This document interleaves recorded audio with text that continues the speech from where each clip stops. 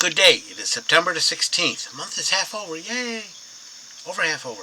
Today we continue in Judges 39, or Judges, I didn't put the 20, 39, last half of 39 through 41. And Proverbs 16.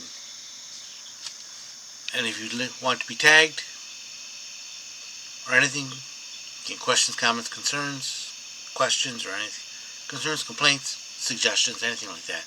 Boy, am I mixed up today. Reach me through 810-242-2997. It's 810-242-2997. You can call, text, leave a message, whichever you like. Well, at least I got the phone number right. And we begin Judges 20, starting at verse 39, last part of 39. By that time, Benjamin warriors had killed about 30 Israelites, and they shouted, "We're defeating them as we did in the first battle." 40. But when the warriors of Benjamin looked behind them and saw the smoke rising into the sky from every part of the town, and 41. The men of Israel turned and attacked. At this point, the men of Benjamin became terrified because they realized disaster was close at hand. So this is the third battle. The Israelite army had lured the army of Benjamin out away from the city, and while they were doing that, the ambush they set around the city took the city and started burning it. By the time Benjamin warriors had killed about 30 Israelites, and they were shouted, "We're defeating them as we did in the first battle. Come on, let's go, yay! We're going to kill them again."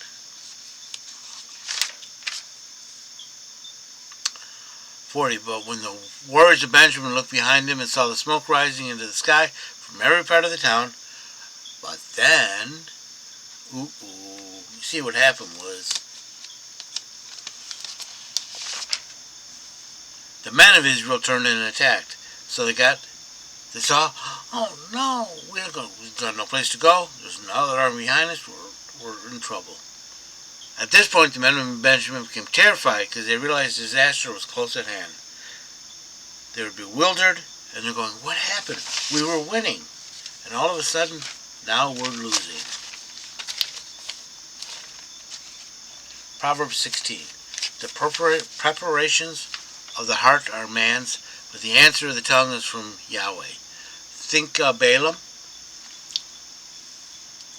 He got bribed to curse the Israelites. He took the bribe and ended up blessing, because that's what God forced him to do. 2. All the ways of a man are clean in his own eyes, but Yahweh weigheth the spirits.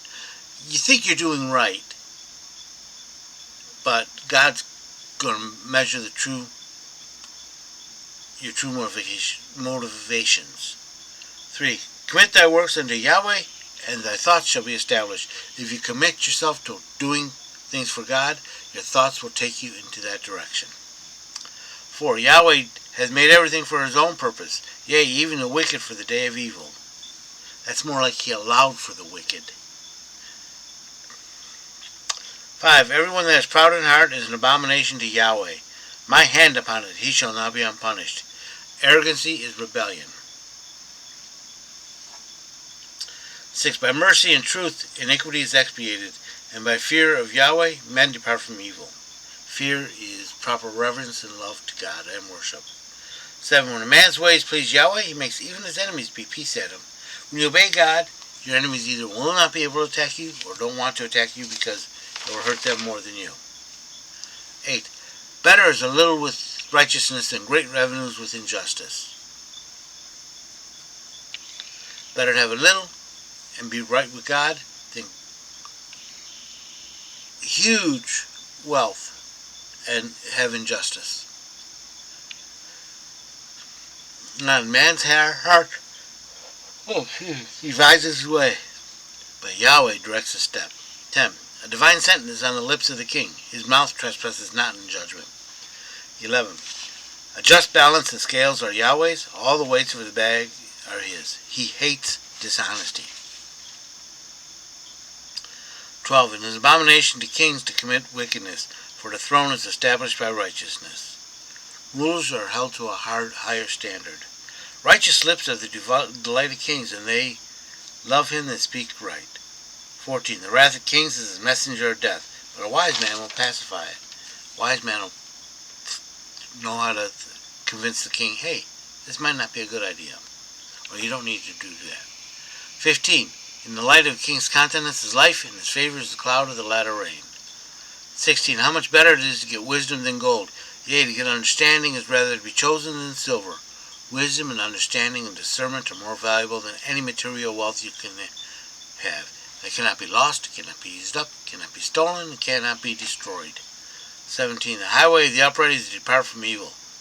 He that keepeth his way preserveth his soul. 18. Pride goeth after destruction, and a haughty spirit before a fall. 19.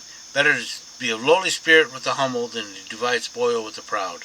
Better poor and humble than proud, rich and arrogant. 20. He that giveth heed to the word shall find good. Whoso trusteth in Yahweh, happy is he.